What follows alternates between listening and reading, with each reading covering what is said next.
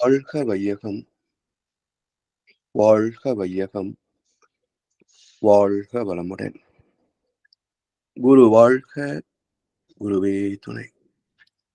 சிந்தனையை, உடல் நலத்தை சீர் அமைத்து உய்வித்த குருவே வாழ்க, வாழ்க வளமுடன், வாழ்க வளமுடன், வாழ்க வையகம். கனடா ஸ்கை யோகா அறக்கட்டளையை சிறப்பாக நடத்தி வருகின்ற ஆன்மீக அன்பர்கள், குறிப்பாக பேராசிரியர் முனிவர் சிவசங்கரம் ஐயா அவர்கள் மற்றும் இந்த சிறப்பு நிகழ்ச்சியில தொடர்ந்து கலந்து சிறப்பித்து வருகின்ற அன்புள்ளங்கள் அனைவருக்கும் அருட்தந்தை வேதாத்ரி மகேஷ் அவர்கள் சார்பாக வாழ்க வளமுடன் என்ற வாழ்த்துக்களையும் எனது அன்பு கலந்த பணிவான வணக்கத்தையும் சமர்ப்பித்து குருவின் குரல் தொடர் சிந்தனையின் 8ஆம் பாகத்தில் வேதத்திரி உதயம் பற்றிய மேலும் சில கருத்துக்களை இப்போது நாம் பகிர்ந்து கொள்ள இருக்கின்றோம். குருவின் மேன்மைகளை அறிந்து கொள்ள வேண்டிய அவசியம் ஒவ்வொரு சிலருக்கும் உண்டு.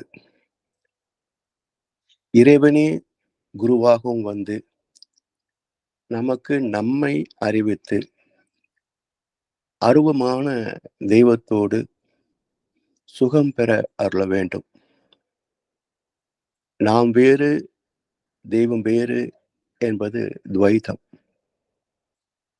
தெய்வமே எல்லாமாக பரிணமித்தது என்ற பரிணாமத்தை அறிந்து கொள்வதற்கு மனதை கொண்டு அறிவை அறிந்து பேரறிவான தெய்வத்தையும் அறிய வேண்டும். இதற்கு குருவின் தீட்சையும் வழிகாட்டலும் ஆசீர்வாதமும் வேண்டும். பக்குவப்பட்ட ஆத்மாதான் குருவாக மக்களுக்கு வழிகாட்ட முடியும். பக்குவம் அடையாத போலி குரு மக்களுக்கு வழிகாட்டுவது ஒரு குருடன் இன்னொரு குருடனுக்கு வழிகாட்டுவதை போன்றது. திருமந்திரத்துல ஒரு பாடல், குருட்டினை நீக்கும் குருவினை கொள்ளார். இது கூட நட்டம் இல்லை. குருட்டினை நீக்கா குருவினை கொள்வார். இது எல்லா வகையிலையும் நட்டப்படுத்தும். தகுதி இல்லாதவனை தலைமைக்கு வைத்தால் அது குடும்பம் முதல் உலகம் வரைக்கும் சிக்கலைத்தான் உருவாக்கும். எனவே தகுதி உள்ளவர்களே தலைமைக்கு வர வேண்டும். அதிலே கூட இந்த திருவிளையாடல் புராணத்துல ஒரு கதை உண்டு, மாம்பழ கதை. அதை நாரதர் கொண்டு வந்து சிவனுக்கு கொடுக்க, சிவபெருமான் நாம சாப்பிட்டு என்ன போகிறது, இளைய தலைமுறை சாப்பிட்டா உலகத்துக்கு இன்னும் நீண்ட காலத்துக்கு நன்மை தரும் என்று சொல்லி ஆளுக்கு பாதி எடுத்துக்கொள்ளுங்கள் என்று சொல்கின்ற போது உடனே நாரதர் குறுக்கிட்டு, இல்லை இல்லை, இது முழுமையாகத்தான் சாப்பிட வேண்டியது ஞானப்பழம் என்பார். இதுல என்ன கருத்து இருக்கிறது என்பதை பார்க்கின்ற போது வள்ளுவர் அதற்கு பதில் சொல்கிறார். அந்த குரல் இப்போ நினைவு வரல. என்ன சொல்கிறார் என்றால், இப்போ ஒரு பள்ளி படிப்பு முடித்தவர் +2, அவர் என்ன சொல்லுவாங்க, படித்தவர் என்று சொல்வார்கள்.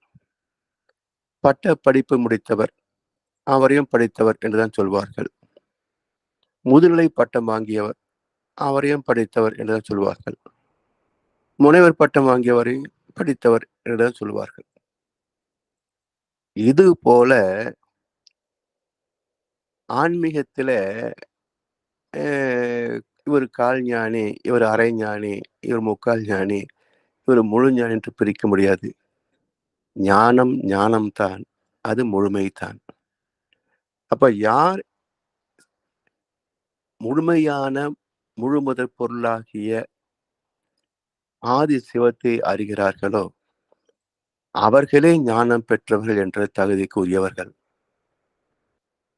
இந்த ஆதி நிலையோடு கலக்காத யாரும் அவர்கள் தவப்பயிற்சி எடுத்திருக்கலாம், பக்தி மார்க்கத்திலே உயர்ந்த இடத்தில் இருக்கலாம். ஆனால் அவர்களை ஞானி என்று சொல்லக்கூடாது என்று இலக்கணம் வகுத்தது சைவ சித்தாந்தம். எனவே ஞானத்தில் கால் அரை என்றெல்லாம் கிடையாது. அது முழுமையான ஞானமே. அப்படி இல்லை என்றால் அவர் ஞானி என்று சொல்லுக்கும் அந்த இடத்திற்கும் தகுதி உள்ளவர் அல்ல என்பது கருத்து.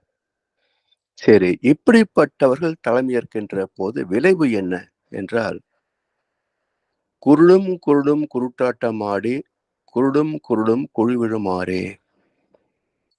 2 பேருக்கும் பாதை தெரியாது. மேடு பள்ளத்துல தடுக்கி தடுமாறி விழுந்து எழுந்து இப்படியே தான் போய்க்கொண்டிருப்பார்கள். இப்படித்தான் உலகம் போய்க்கொண்டிருக்கிறது. கடவுள் நம்பிக்கை பொறுத்த வரைக்கும்.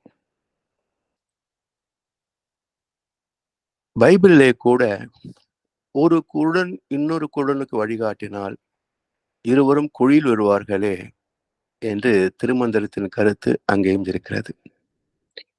இப்படி உலகத்தில் கடவுள் நம்பிக்கையை கையில் எடுத்துக்கொண்ட புரியாதவர்கள் மக்களுக்கு வழிகாட்டுகின்ற போது உலகம் அதல பாதாளத்தில் சிக்கிவிட்டது.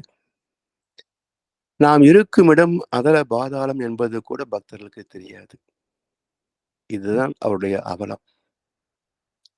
தெய்வத்தை பற்றி கேள்வி கேட்பதே தெய்வ குத்தம் என்று மக்கள் மனதிலே பதித்து விட்ட பிறகு அவளுக்கு எப்படி கேள்வி கேட்பதற்கு தைரியம் வரும்? அதனால் எத்தனை பிரச்சனைகள், சிக்கல்கள், நோய்களை சந்தித்தாலும் இதற்கு காரண காரியம் என்னவென்று சிந்திக்க மாட்டேன் என்று மக்கள் அடம் பிடிக்கிறார்கள். சிந்திக்கின்ற அறிவு இறைவன் தந்திருக்கின்றான். சிந்தனையை தூண்டுவதற்கு மகான்களும் காலங்காலமாக அவதரித்துக் கொண்டிருக்கிறார்கள். ஆனால் பெரும்பான்மையான மக்கள் சிந்திக்க மாட்டேன் என்று அடம் பிடிக்கிறார்கள். நட்டம் யாருக்கு? மகான்களுக்கு ஒரு நட்டம் இல்லை. எனவே இறைவன் தூண்டுகின்ற அறிவு சிந்தனையை பின்பற்றக்கூடிய பொறுப்புணர்வு வேண்டும். இப்படி தொடர்ந்து சமுதாயத்திற்கு நல்வழி காட்டுவதற்காக இறைவனே குருவாக வந்து தன்னை பற்றிய ரகசியத்தை தானே வெளிப்படுத்துகின்றான். எனவே ஒரு மனிதன் தன்னை அறிவதும் குருவை அறிவதும் இறைவனை அறிவதும் ஒன்றே என்பார்கள். தன்னை அறிந்தவன் எவனோ அவனே தலைவனாகிய அல்லாவை அறிந்தவன் என்கிறது திருக்குறான். தேக ஆலயத்தில் தெய்வத்தை காண முடியாதவன் அகில அண்டத்திலும் காண முடியாது என்கிறார் ராமகிருஷ்ண பரமஹம்சர். தேகாலயத்தில் தெய்வத்தை காண்பதற்கு வழிகாட்டுகின்ற குரு யாராக இருக்க முடியும்? குரு என்பவர் யார் என்பதை புரிந்து கொள்வதற்கு குருவை கொஞ்சம் கூர்ந்து நுணுகி அணுகி அறிவுபூர்வமாக ஆராயவும் வேண்டும். அவரது ஒவ்வொரு அசைவும் வார்த்தையும் நமக்கு வழிகாட்டும். அப்படி குருவை நுணுகி ஆராய்கின்றவருக்கு குருவே மனமும் வந்து தன்னை வெளிப்படுத்திக் கொள்வார் என்ற கருத்தை பைபிள் சொல்கிறது. என்னை அறிந்தவன் பிதாவை அறிந்தவன் என்கிறார். என்னை அறிந்தவன் பிதாவை அறிந்தவன். அதாவது யார் குருவை இறைவனின் அவதாரம் என்று புரிந்து கொள்கிறார்களோ அவர்களே இறைவனையும் புரிந்து கொள்ளக்கூடிய தகுதி பெறுகிறார்கள், அந்த பாக்கியம் பெறுகிறார்கள். குருவை அறிந்து குருவின் மூலமாக தெய்வத்தை அறிந்து தானும் அதுவாகவே இருக்கின்ற உண்மையை உணர்கின்ற போது வள்ளுவர் சொன்னது போல ஐயப்படாது அகத்து அது உணர்வானை தெய்வத்தோடு ஒப்புக்கொள்ளல். ஐயத்திற்கு இடமின்றி தெளிவாக அனுபவபூர்வமாக அகத்து அது உணர்வான். அகம் பிரம்மாஸ்மி என்று சொல்கிறதல்லவா வேதம். அப்போ அந்த பிரம்மமே பரம்பொருளே நமக்குள் அகமாக, மையமாக இந்த ஜீவாத்மாவாக இருக்கிறது என்பதை அனுபவத்தில் உணர்கின்றதை ஆத்ம தரிசனம் என்று சொல்வார்கள். அப்படி ஆத்ம தரிசனம் பெற்றவரே குரு யார் என்பதையும் உணர்ந்து தெய்வத்தையும் அறிகிறார்கள். அப்போ முதலில் ஆத்ம தரிசனம், அதற்கு பிறகு பரமாத்மா தரிசனம், பிறகு தெய்வ தரிசனம். இந்த மூன்றுக்கும் அடிப்படை குரு தரிசனம். இறைவனே ஜீவாத்மாவாக இருப்பதை அறிந்த மகானை தெய்வத்துக்கு சமமாகவே பாவிப்பதில் குறை இல்லை என்கிறார் வள்ளுவ பெருந்தகை. உடலில் வாழ்கின்ற காலத்தில்தான் ஒரு மனிதன் இறைவனை உணர்ந்து அந்த தெய்வநீதியோடு இணைந்து வாழ முடியுமே தவிர இறந்த பிறகு இறைவனை அடைவது சாத்தியமா? பொதுவாக மக்கள் இப்ப குடும்பங்களிலே பெரியவர்கள் இறக்கின்ற போது குழந்தைகளுக்கு என்ன சொல்லுவாங்க? தாத்தா சாமி கிட்ட போயிட்டாரு என்பார்கள். இந்த கருத்தை வள்ளல் பெருமான் கடுமையாக சாடுகிறார். செத்து இறந்து போய் கதியை பெற நினைக்கும் பேதையரை போல் என்னை நினையேல் என்கிறார். செத்து இறந்து கதியை பெற நினைக்கும் பேதையரை போல் என்னை நினையேல். செத்த பிறகு சிவபுலகம் போக முடியாதுங்க. அது அறியாமையின் காரணமாக வசதி படைத்தவர்கள் செய்தித்தாள்களிலே முழு பக்க விளம்பரம் போடுவார்கள். அதிலே ஒரு கருத்து இருக்கிறது. ஏனென்றால் நாமும் பார்த்திருக்கிறோமே செய்தித்தாள்களிலே, இன்னார் இந்த தேதியிலே இந்த நேரத்திலே சிவலோக பதவி அடைந்தார் என்பதை ஆழ்ந்த வருத்தத்துடன் தெரிவித்துக் கொள்கிறோம். வைகுண்ட பிராப்தம் அடைந்தார் என்பதை ஆழ்ந்த வருத்தத்துடன் தெரிவித்துக் கொள்கிறோம் என்று அச்சிட்டிருப்பார்கள். வாழ்க்கையிலே ஒரு தொழில் அல்லது ஒரு வேலைக்கு போகின்றவர்கள் அதிலே ஒரு சிறு பதவி உயர்வு பெற்றால் கூட எனக்கு ப்ரமோஷன் கிடைச்சிருக்குது என்று மகிழ்ந்து எல்லோருக்கும் விருந்துபச்சாரம் செய்வதுதான் வழக்கம். அப்போ தொழிலில் ஒரு சிறு பதவி உயர்வுக்கே மகிழ்ச்சியோடு விருந்துபச்சாரம் செய்கிறார்களே, ஒரு மனிதன் பெறக்கூடிய பதவியிலேயே உயர்ந்த பதவி வைகுண்ட பிராப்தம், சிவலோகம். அப்படி உயர்ந்த பதவி பெறுகின்ற போது வருத்தத்தோடு எப்படி தெரிவிப்பது? ஆனந்தத்தோடு அல்லவா தெரிவிக்க வேண்டும். என்னுடைய தந்தையார் சிவலோக பதவி அடைந்து விட்டார் என்பதை மிகுந்த மகிழ்ச்சியோடு தெரிவித்துக் கொள்கிறோம் என்றல்லவா அச்சிட்டு இருக்க வேண்டும் என்று சிந்தித்த போது அந்த செய்தி சரிதான், ஒரு வார்த்தை அங்கே விடுபட்டு போயிற்று. அது என்ன என்றால், சிவலோக பதவி அடையவில்லை என்பதை ஆழ்ந்த வருத்தத்தோடு தெரிவித்துக் கொள்கிறோம். அந்த இல்லை என்ற சொல் விடுபட்டு போச்சு. எனவே செத்த பிறகு சிவலோகம் போக முடியாது, வைகுண்டம் போக முடியாது. அது துரியாதீத தவம். சிவலோகத்துக்கு செல்வது துரியாதீதம். அது வாழ்கின்ற காலத்தில் தான் போக முடியுமே தவிர செத்த பிறகு போக முடியாது. இந்த உண்மையை உணர்ந்து மக்களுக்கு வழிகாட்டுபவரே குரு சாட்சாத் பரபிரம்மம். தெய்வத்துக்கு நிகரான குரு. சரி, இப்ப மகரிஷி அவர்களை ஒரு குருவாக மட்டும் பார்க்காமல், சில பேரு ஐயாவை நான் பார்த்திருக்கேன்பாங்க. நம்ம அன்பர்களே சில பேர் பேசுகின்ற போது ஐயா கிட்டே நான் தீட்சை வாங்கியிருக்கேன்னு சொல்லுவாங்க. இந்த அமைப்பை பற்றி தெரியாதவர்கள் அங்க பெரியவர் இருக்கிறாருங்க ஒரு ஆசிரமத்துல அப்படிம்பாங்க. நாம சில பொதுவாக குருஜி, குரு மகான், சுவாமிஜி அப்படின்றோம். ஆனா, நம்மில் எத்தனை பேர் தெய்வத்தின் அம்சமாகவே மகிழ்ச்சியை பார்க்கிறோம் என்பது ஒரு ஒரு சிந்தனைக்குரியது. எத்தனை பேர் மகிழ்ச்சியை தெய்வமாகவே பார்க்கிறோம். சில இடங்கள்ல நான் தான் சொல்றேன், பகவான் வேதத்தை மகிழ்ச்சின்னு சொல்லிட்டு இருக்கேன். வேறு யாராவது சொல்றத கேட்டிருக்கீங்களா பாருங்க. ஏன் என்றால், குருவின் மேன்மைகளை படித்து ஒப்பிப்பது வேறு. அவரை அணு அணுவாக ரசிப்பது வேறு. அவர் வாழ்ந்த காலத்திலும் சரி, இன்றைக்கும் அவருடைய எழுத்துக்களிலே அவரை தரிசிப்பதும் சரி, அவருடைய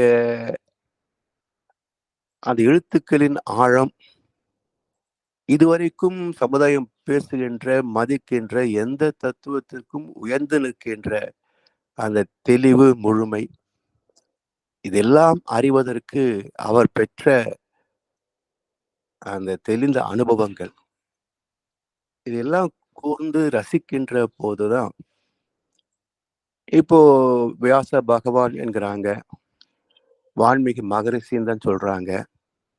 எ அ இப்படி ஒவ்வொரு மகானையும் ஒவ்வொரு தரத்துல வைக்கிறாங்க. ஆனா, மகாபாரதத்தையும், வேதங்களையும் தந்தவர் வியாச பகவான் என்றால், ராமாயணம் எந்த அளவிலே குறைந்து போனது? ஏன் அது வான்மீகி மகரிஷியோடு நிறுத்திக் கொண்டார்கள்? அவரும் பகவான் வான்மீகி மகரிஷி தான். கந்த புராணத்தை வேண்டுமானா கொஞ்சம் தள்ளி வைக்கலாம். ஏனென்றால் துளசிதாசர் குமார சம்பவம் எழுதியது, அது கிட்டத்தட்ட ராமாயணத்தின் தழுவல் தான் கந்த புராணம். கதாபாத்திரங்கள், கதை அமைப்பு எல்லாமே ராமாயணத்தை ஒத்திருக்கும் கந்த புராணத்துல.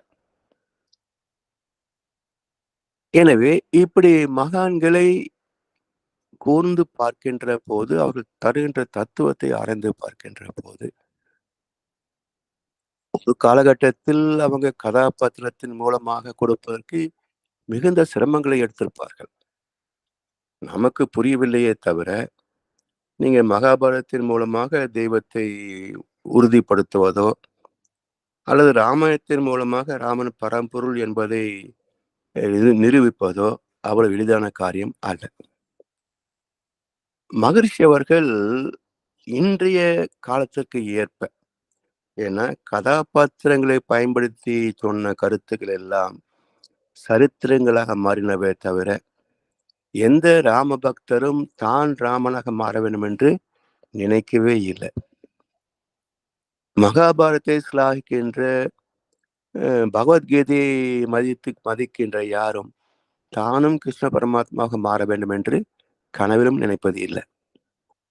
எனவே இந்த வெற்று தத்துவத்தை தந்து மக்களை திசை திருப்புவதை விட, உள்ளதை உள்ளவாறு சொன்னால்தான் மக்கள் தன்னை உணர்வதற்கு முயற்சிப்பார்கள் என்பது காலத்தின் ஒரு அவசியம்.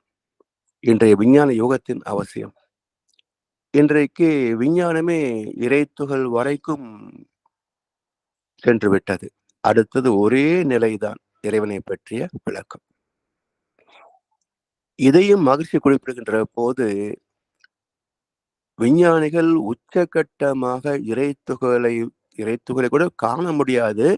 ஆனால் அந்த ஆராய்ச்சியிலே அவர்கள் இல்லை என்று சொல்வார்களே தவிர, இறை துகளையோ இறைவனையோ விஞ்ஞானத்தால் ஒரு காலத்திலும் காண முடியாது என்று இந்த ஹிக்ஸ் போசான் பார்ட்டிக்கிள் கண்டுபிடித்தார்களே, 2012 என்றோ நினைக்கிறேன்.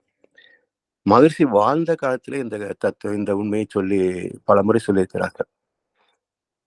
அப்படி விஞ்ஞானம் கண்டெடுப்பதற்கு முன்பே விஞ்ஞானத்தின் உச்சம் என்ன என்று சொல்லி, அதற்கு மேல் மெய்ஞானம் மட்டுமே நமக்கு இறை துகளை காணவும், இறைவனை உணரவும், தெய்வ நீதி என்பதை புரிந்து கொள்ளவும் துணை செய்யும் என்று ஆணித்தரமாக சொல்லி சென்றவர் நம்முடைய மகரிஷி அவர்கள். எனவே இதெல்லாம் புரிந்து கொள்கின்ற போதுதான், வேத வியாசருக்கு மகரிஷி எந்த அளவும் சளைத்தவர் அல்ல. இன்னும் சொல்லப்போனால் வேதங்களால் விளக்க முடியாத பல உண்மைகளை விஞ்ஞானமே ஏற்றுக்கொள்ளக்கூடிய அளவுக்கு விளக்கி சொன்ன ஒரே மகான் வேதத்ரி மகர்ஷி அவர்கள். சரி, இப்போ ஒரு சிலராவது மகரிஷி யார் என்று தேடுவர்கள் இல்லையா? அப்போ நாம் ஒரு யூகமாக சொல்கிறோமா? இதற்கு என்ன நிரூபணம் என்று கேட்டால், அதற்கு நிரூபணமாக மகரிஷியே சில கவிதைகளிலே தான் யார் என்பதை குறிப்பிட்டிருக்கிறார். ஒரு கட்டுரையிலே, அதாவது ஒரு நூலிலே வாழ்க்கை வள உயர் படிகள் 5 என்ற நூலிலே மட்டும் 25ஆம் பக்கத்திலே 7வது வரியாக ஒரு கருத்தை சொல்கிறார். இறைவனாக நின்று நான் இக்கருத்தை சொல்லிக் கொண்டிருக்கிறேன் என்ற வாக்கியம் அதிலே உண்டு. இறைவனாக நின்று நான் இக்கருத்தை சொல்லிக் கொண்டிருக்கிறேன் என்ற வாக்கியம். இதை தவிர கவிதைகளிலே பார்க்கின்ற போது நான் சொல்லக்கூடிய கவிதைக்கு ஞானக்களஞ்சியத்திலே எந்த கவி என்பதை நீங்க தேடிக்கொள்ளுங்க. ஞானமும் வாழ்வும் என்ற ஒரு புத்தகம். அதிலே 4 கவிகளிலே தான் யார் என்பதை வெளிப்படுத்தியிருக்கின்றார் மகர்ஷி அவர்கள். அந்த ஞானம் வாழ்வும் புத்தகத்தை எடுத்து பார்க்கின்ற போது பக்கங்கள் 119, 123, 134, 175. இந்த 4 பக்கங்களிலே 4 பாடல்கள் 139, 149, 187, 325. இந்த 4 கவிகளிலே மகர்ஷி தான் யார் என்பதை நம் தேடுகின்ற அன்பர்களுக்கு புரிந்து கொள்ளட்டும் என்ற வகையிலே ஒரு ரகசியார்த்தமாக இங்கே வைத்திருக்கிறார்.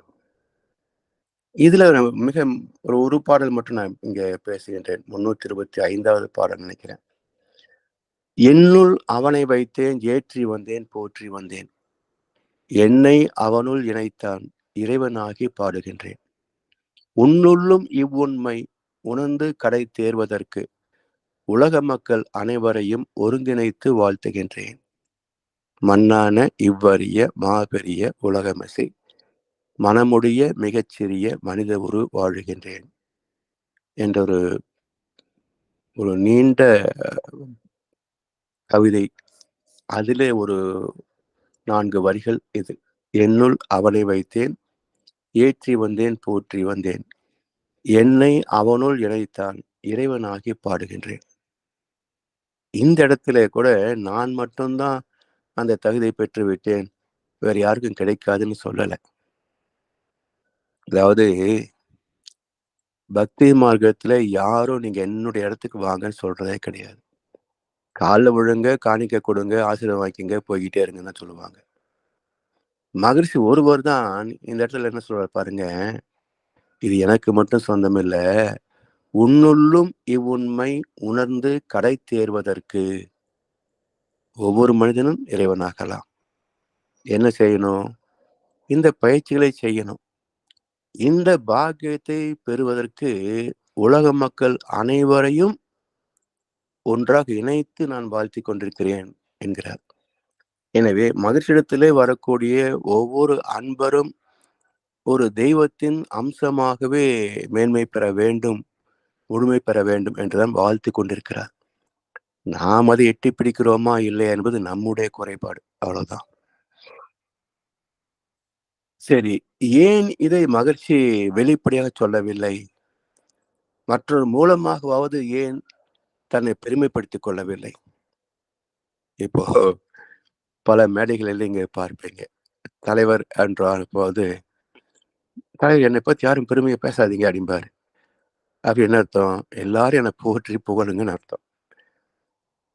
அப்படித்தானே நம்ம அரசியல் மேடைகளிலே, ஆன்மீக மேடைகளிலே, பொது மேடைகளிலே பார்க்கிறோம். தலைவர் துதிப்பாடுவதற்கென்றே முதல்ல ஒருத்தர் வருவார். ஆனா மகிழ்ச்சி அப்படி ஏன் வைத்துக் கொள்ளவில்லை என்றால், அதுதான் அடக்கம் அமரருள் உய்க்கும்.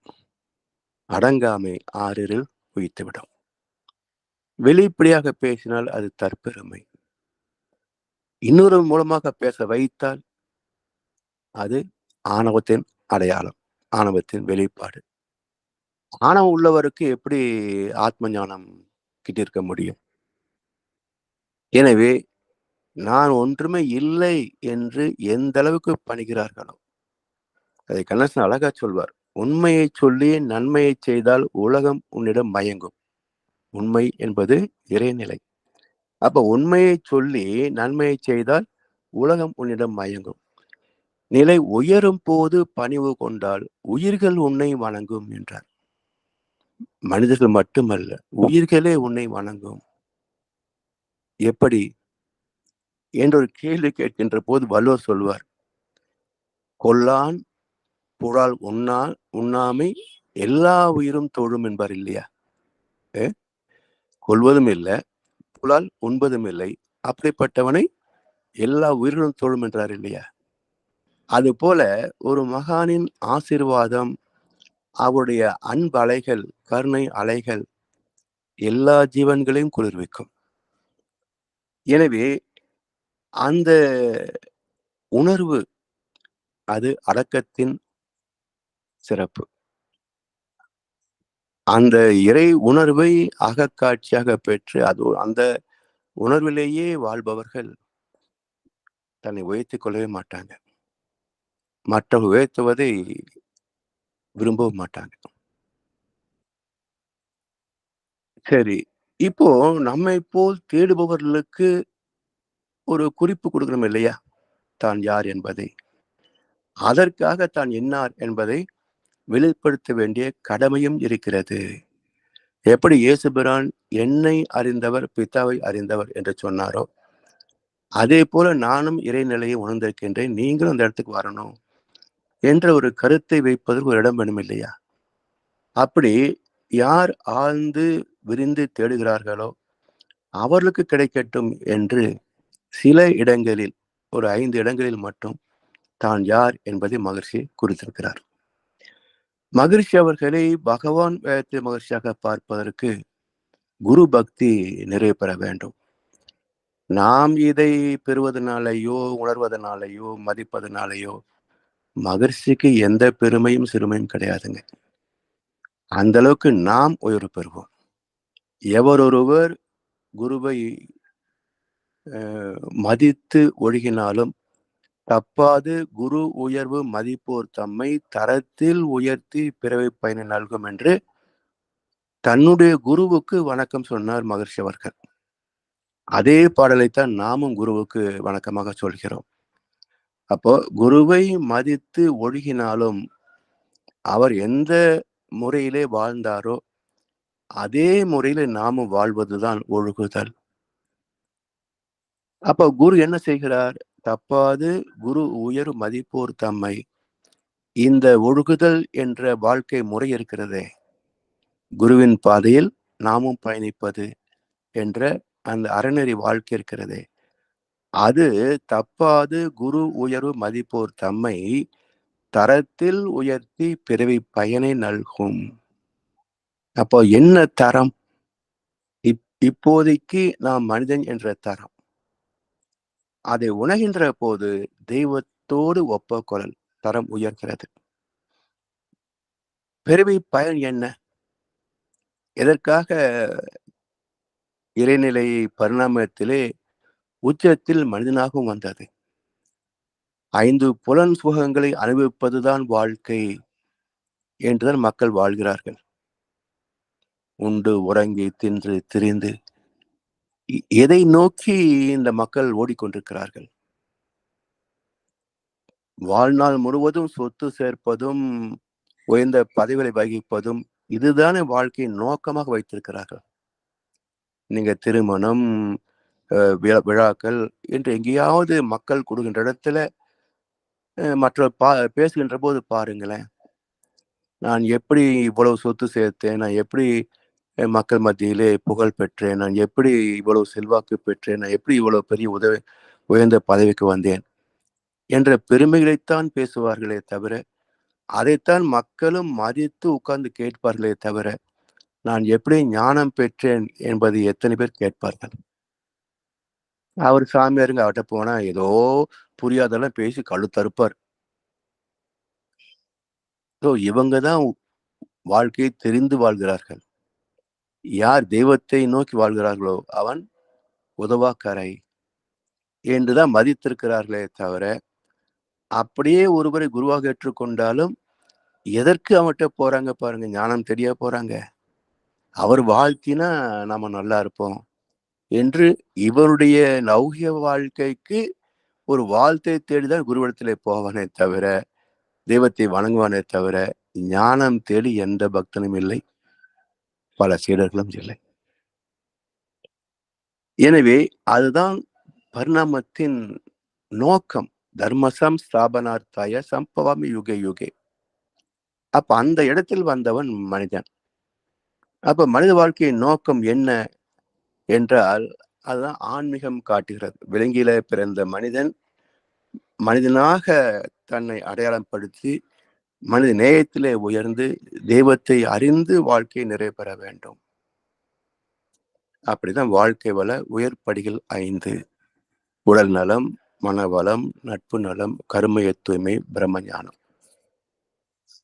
இப்படி பிறவி பயனை அடைய வேண்டும் என்று கருத்து நமக்கு மகிழ்ச்சி அவர்கள் தந்திருக்கின்றார்கள். இதனுடைய உட்பொருளை உணர்ந்து குருவை மதித்து நாமும் அந்த இடத்தை தொட முடியுமா முடியாது என்பது நம்முடைய கர்ம வினைகளையும் சார்ந்தது. ஆனாலும் எப்படிப்பட்ட வினை உள்ளவரையும் ஞானம் பெற வேண்டும் என்று ஒன்றாக ஒரே தரத்தில் வாழ்த்துவதுதான் உண்மையான குருவினுடைய கருணையும் அன்பும்.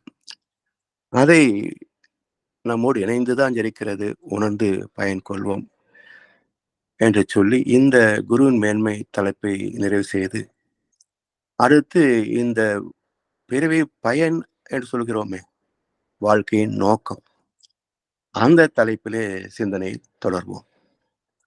மகிழ்ச்சி அவர்கள் இந்த சமுதாயத்தை அன்பும் கருணையோடு அழைப்பார். அன்பர்களே வாரீர், அறிவின் இருப்பிடம் அறிந்து இன்பமுற, அன்பர்களே வாரீர். அதாவது இதுவரைக்கும் இன்னும் சில காலத்திற்கு ஞானம் பெறுகின்ற வரைக்கும் நம்முடைய வாழ்க்கையில் நம்முடைய அனுபவங்கள் என்பது சுகங்கள் நன்மைகள் கிடைக்கின்ற போது மகிழ்கின்றோம், தடைகள் சிக்கல்கள் பிரச்சனைகள் நோய் வருகின்ற போது வருந்துகிறோம். இரண்டையும் சமமாக ஏற்றுக்கொள்ளக்கூடிய பக்குவம் நம்மில் எத்தனை பேருக்கு உண்டு என்று கேட்டால் கிட்டத்தட்ட இல்லை என்றே சொல்லலாம். ஆனால் மகான்கள் எப்படி இருந்தாங்க? அவர்கள் போற்றலுக்கும் தூற்றலுக்கும் வாழ்த்துக்களே கூறி என்பார் மகர்ஷி. யாருடைய விமர்சனங்களும் அவர்களை பாதிப்பது இல்லை. அவர்கள்தான் மகான்கள். அப்போ சந்ததமும் என்னை மறவாத சாந்த வாழ்வழித்தோய். என்னை மறவாத என்றால் இறைவனை மறவாத. ஏன்னா அறிவே தெய்வம், அறிவே நானாகவும் இருக்கிறேன். அப்ப நானும் தெய்வத்தின் அம்சமாகவே இருக்கிறேன் என்றுதான பொருள். அப்போ சந்ததமும் என்னை மறவாத என்றால் இறைவனை மறவாத, அந்த இறை உணர்வோடுவே வாழ்வதுதான் ஒரு மனிதனின் வாழ்க்கையின் நோக்கம், அடைந்து விட்டோம் என்ற அடையாள குறிப்பு அது.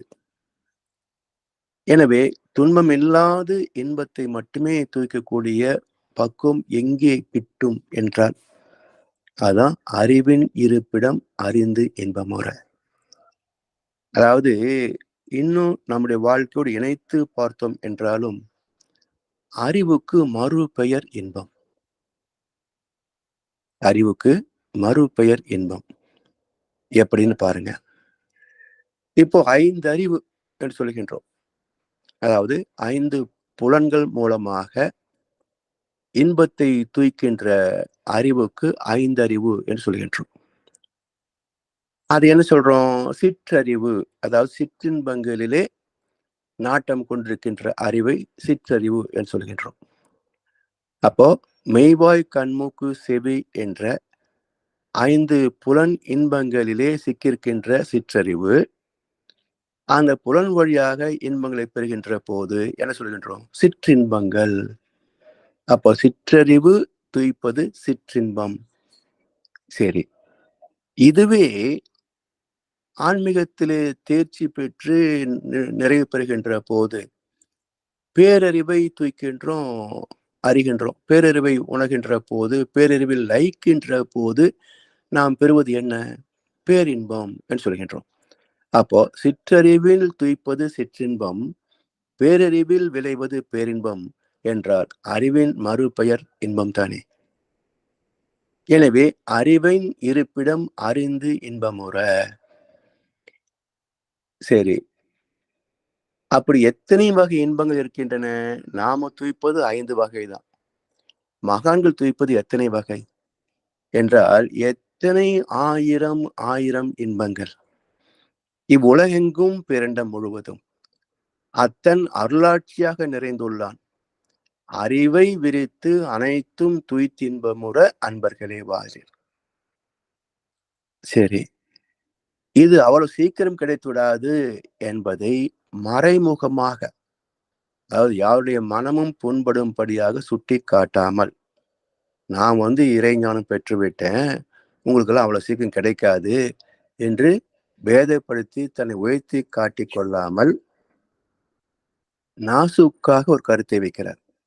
ஏன்னா இது அவ்வளவு எளிது அல்ல. ஞானம் பெறுவது அவ்வளவு எளிது அல்ல. அந்த ஞானத்தை பெறுகின்ற வரைக்கும் உங்களுக்கும் உங்கள் குடும்பமும் ஞானம் பெறுகின்ற வரைக்கும் என்ன சொல்றாரு பாருங்க, நீங்களும் உங்கள் அன்பு குடும்பமும் நீலாயுள் உடல் நலம் நிறை செல்வம் மெய்ஞானம் ஓங்கி சிறப்புற்று உள்ள நிறைவோடு உள்ளொளி பெருக்கி உண்மை பொருள் காண அன்பர்களே வாரீர் என்ற. தவத்தின் முடிவிலே நாம் சங்கல்பம் வைக்கிறோம் இல்லையா? உடல் நலம் நீலாயுள் நிறை செல்வம் உயர் புகழ் மெய்ஞானம். அதைத்தான் இங்கேயும் சொல்றேன். அப்போ இந்த ஞானம் அவள் எளிதில் கிட்டுவது இல்லை. ஆனாலும் அது கிட்டுகின்ற வரைக்கும் இங்கே வாழ்நாள் இருக்க வேண்டும். ஆனா எத்தனை வாழ்நாள் தந்தாலும் இந்த மக்கள் ஞானத்தை தேடுகிறார்களா என்றால் 99.999 தேடுவதே இல்லை. எவ்வளவு நீட்டிப்பு கிடைத்தாலும், ஆயுள் நீட்டிக்கப்பட்டாலும் இவன் மீண்டும் மீண்டும் அதே தின்று திரிந்து உண்டு உறங்கித்தான் திரிவானே தவிர இவன் ஞானம் பெற வேண்டும் என்று திரும்பி கூட பார்க்க மாட்டான். ஏன் என்றால் அந்த அளவுக்கு அவனுடைய வினை பதிவுகள் அவனிடத்திலே புலன் சார்ந்த வாழ்க்கையிலே சிக்கி கிடக்கிறது.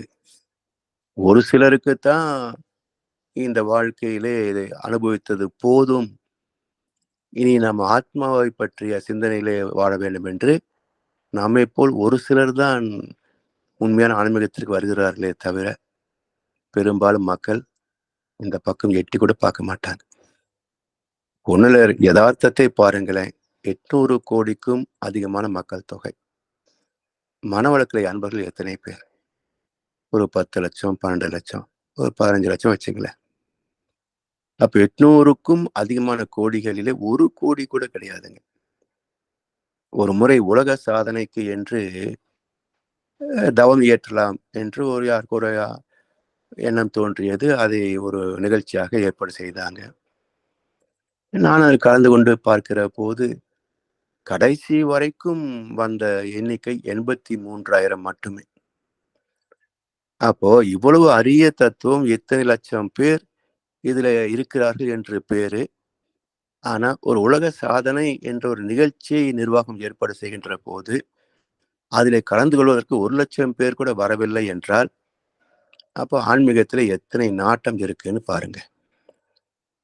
இதே போல பக்தி மார்க்கம், அங்கே எத்தனை சடங்கு சம்பிரதாயங்கள் கும்பாபிஷேகம் செய்தாலும் ஏதோ கூட்டம் கூடி எல்லாம் போயிடுவாங்களே தவிர மனதின் அலை வேகம் என்ன? பீட்டால இருந்து குறைந்ததா என்று பார்த்தீங்கன்னா இல்லவே இல்லை. ஏதோ 25க்கு வந்திருக்கும், அவ்வளவுதான். இவ்வளவுதான் அவர்களுடைய பக்குவம். எனவே இந்த ஞானம் பெறுவது அவ்வளவு எளிது அல்ல. குருமகான் அன்பும் கருணையோடு எல்லாரும் பெறட்டும் என்று ஆசீர்வதித்தாலும் எல்லோருக்கும் அது கிட்டுறது இல்லை. அது பகவத்கீதையிலே மிக அற்புதமாக சொல்லியிருக்கார். அர்ஜுனா, என்னை அடைய வேண்டும் என்று என்னை வணங்குகின்ற பக்தர்கள் கோடிக்கணக்கான பேர். அவற்றில் எங்கோ ஒருவரே ஒரு சிலரே என்னை உள்ளபடி அறிய முயல்கிறார்கள். அப்படி பெருமுயற்சி எடுக்கின்ற பலருள்ளும் எங்கோ ஒருவன் என்னை உள்ளபடி அறிகிறான். அப்போ பல கோடி பக்தர்களில் ஒருவன் தான் இறைவனை அறிகிறான். அவர்தான் குருமகன். அப்படி ஞானத்தை அடைவது அவ்வளவு எளிது அல்ல. நான் அடைந்து விட்டேன் என்று நினைத்தால் அதுல அளவுகோல் என்னன்னு நாம் பார்க்கணும். சில பேர் புரிந்திருக்கலாம், புரியாம இருக்கலாம். ஞானத்தின் அளவுகோல் என்னன்னு பார்க்கணும். எனவே அதை புரிந்து கொள்வதற்கும் நமக்கு தத்துவத்திலே தெளிவிருந்தால்தான் எந்த உச்சத்தை தொட்டால் ஞானம் பெற்றுவிட்டேன் என்று நாம் ஏற்றுக்கொள்ளலாம். அதற்கு மகிழ்ச்சி ஒன்றும் சொல்லல. ஆனா ஓஷோ அதுக்கு ஒரு சாமியம் சொல்லிவிட்டார். அவர் என்ன சொல்றாரு, சாமி சொல்வது ஒன்றையும் நினையாது தன்னையும் மறவாத நிலை, பூர்ண பிரக்ஞை நிலை, டோட்டல் அவேர்னஸ். ஓஷோ சொல்றாரு, இந்த பூர்ண பிரக்ஞை நிலையில 48 நிமிடம் நிலைத்து விட்டால் வேறு எண்ணம் என்ற வலையிலே சிக்காமல் 48 நிமிடங்கள் ஒன்றையும் நினையாது தன்னையும் மறவாத அந்த பக்குவத்தில் நிலைத்து விட்டால் நீங்கள் ஞானம் பெற்றுவிட்டீர்கள் என்று ஒரு அளவுகோல் சொல்றார். இப்ப இந்த கணக்கு வச்சு பாருங்களேன், 48 வினாடி கூட நம்மால் நிற்க முடியாது. 48 நிமிடங்கள் எங்க?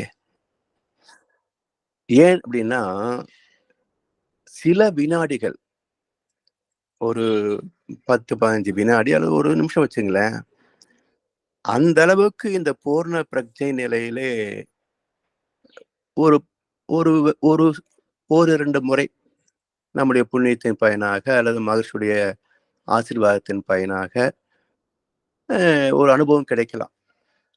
அது கூட நம்முடைய பிராப்தம், அதாவது வினைப்பதிவு என்று சொல்வதை விட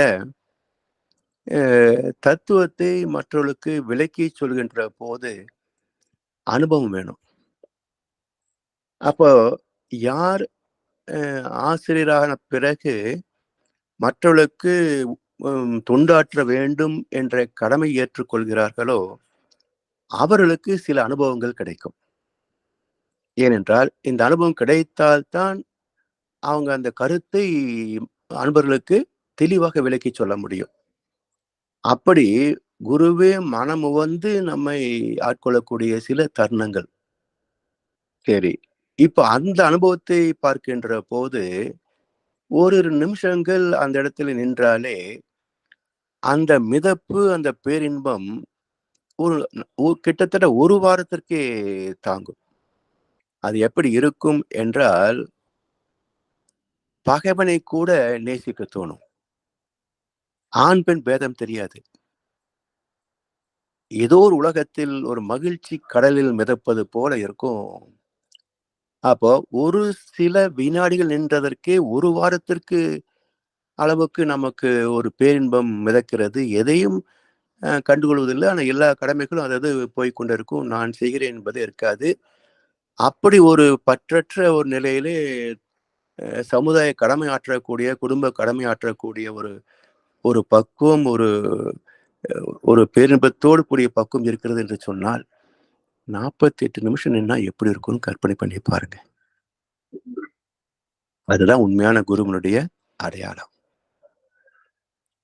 அந்த இடத்தை எல்லோரும் பெற வேண்டும் என்கிறார் மகர்ஷி அவர்கள். அது பெறுகின்ற வரைக்கும் நீலாயுள், உடல் நலம், நிறை செல்வம், மெய்ஞானம் ஓங்கி சிறப்புற்று உள்ள நிறைவோடு உள் ஒளி பெருக்கி. நமக்குள் இருக்கின்ற அறிவு சுடர், அந்த ஒளி பெருக வேண்டும். அறிவு, இந்த பற்றறிவு தொகுத்தறிவாக, முற்றறிவாக, பேரறிவாக விரிவு பெற வேண்டும். அந்த விரிவு தான் உண்மை பொருளுக்கான. அந்த உண்மை பொருள் என்பதற்கு என்ன ஒரு விளக்கம் என்பதை கண்ணாசனுடைய பாடலிலே சில வரிகள்.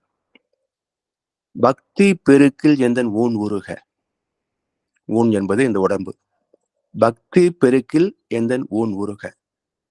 அந்த பரவசத்தில் உள்ளே உயிர் உருக. சக்தியெல்லாம் திரண்டு சிவம் பெருக. சக்தியெல்லாம் திரண்டு சிவம் பெருக. மகிழ்ச்சி சொல்லுவாங்க, வேகம் குறைய குறைய விவேகம் அதிகமாகும், இயக்கம் குறைய குறைய இருப்பு அதிகமாகும். அந்த கருத்து இங்க கண்ணசட்ட பிரதிபலிக்குது பாருங்க. சக்தியெல்லாம் திரண்டு சிவம் பெருக, சித்தமெல்லாம் எனக்கு சிவமயமே. சித் என்றால் உயிர். அப்ப மனிதர்கள் மட்டுமல்ல, எந்த உயிரை பார்த்தாலும் எனக்கு சிவமாகவே தெரிகிறது. அதுதான் அன்பின் முழுமை. அப்படி உள்ளொளி பெருக்குகின்ற போது அதான் ஆத்ம நிறைவு, தெய்வ தரிசனம். அந்த உண்மை பொருளுக்கான அன்பர்களே வாரியர். அப்போ வாழ்க்கையின் எந்த உச்சத்தை யாரும் தொட முடியாதோ அத்தகைய உச்சத்தை தொடுவதற்கு நான் உங்களுக்கு உறுதுணையாக இருக்கிறேன், வழிகாட்டுகின்றேன் என்று சொல்லக்கூடிய அந்த ஒரு கருணை அன்பு மட்டுமல்ல, தன்னிடத்திலே அந்த ஆற்றல் உண்டு என்ற அனுபவம், அந்த தெய்வமாகவே வாழ்ந்த அனுபவம் இருப்பதனால் தானே மகர்ஷி இந்த கவி சொல்றாங்க, அன்பர்களே வாரியர். சரி, இப்போ வாழ்வின் நோக்கம் இறைவனை அடைவது என்பது எல்லோரும் சொல்லக்கூடிய கருத்து தான். மனவர்களை மட்டுமல்ல, மனிதனாக பிறந்த எல்லோருமே வாழ்க்கையின் முழுமை என்னன்னா தெய்வத்தோடு கலப்பது அப்படிம்பாங்க. அவர்கள் நினைப்பது என்ன? செத்து பிறகு போறோமே சிவலோகம், வைகுண்டம், அதை சொல்லுவாங்க அவங்க. ஆனா ஒரு சிலர் ஆன்மீகத்திலே சில கருத்துக்களை படிப்பதும் சிந்திப்பதுமாக உள்ள அன்பர்கள் என்ன சொல்லுவாங்க? இறைவனை அடைவது என்று அவங்களும் அதைத்தான் சொல்லுவாங்க. ஆனா மகரிஷி என்ன சொல்றாங்க பாருங்க, வாழ்க்கையின் நோக்கம் என்ன என்ற ஒரு கேள்வி எழுப்புகின்ற போது அதற்கு மகரிஷி சொல்லக்கூடிய விளக்கம் என்ன பார்த்தீங்கன்னா, விலங்கினத்திலிருந்து மேன்மை அடைந்து ஆறாம் அறிவாகிய பகுத்தறிவோடு பரிணமித்த அற்புதம் மனிதன்.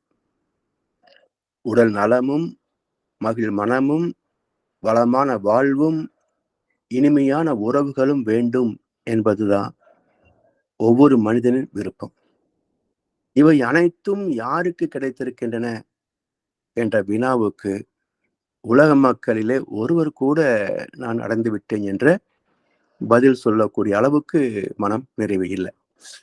சரி, இந்த மனிதனின் மறுபக்கம் என்ன என்று சிந்தித்து தெளிந்த மகான்கள் வகுத்த நெறிகளை பெரும்பான்மை மக்கள் பின்பற்றாத காரணத்தால் தான் இன்று வரைக்கும் இன்பமே இயற்கையில் எங்கும் எப்போதும் நிறைந்துள்ளது என்னும் இறை கருணை மக்களுக்கு தெரிவதற்கான வாய்ப்பே கிட்டவில்லை.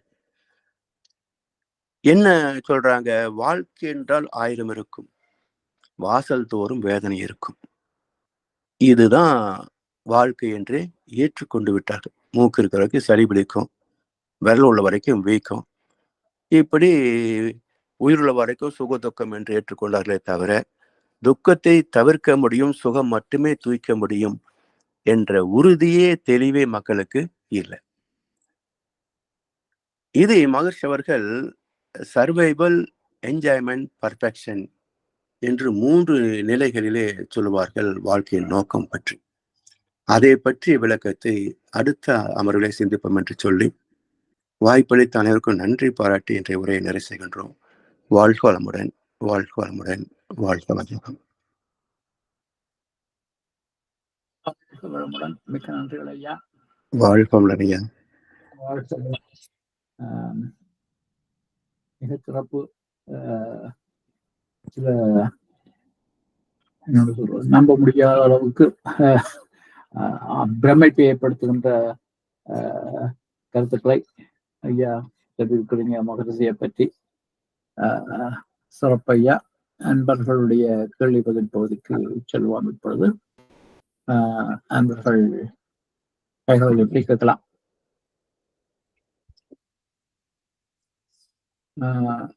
ஐயா, நான் சொல்லுங்க ஐயா. ஒரு கவிதை என்று சொன்னீங்களே ஐயா, அந்த கவிதையை அதை எங்க எடுக்கலாம் இல்லை முழுமையாக? ஐயா, ஞானக்களஞ்சியம் நூல் இருக்கு இல்லைங்கய்யா. ஞானக்களஞ்சியத்துல இல்ல ஞானம் வாழ்வும் சின்ன புத்தகம் ஒன்று இருக்கும். ஞானக்களஞ்சியத்துக்கு முன்பு எழுதப்பட்டது. இதுக்கு சமமான பாடல் வரிகள் எல்லாம் ஞானக்களஞ்சியத்துல பாடல் வரி மாறி இருக்கு, எண்கள் எல்லாம் மாறி இருக்கும்.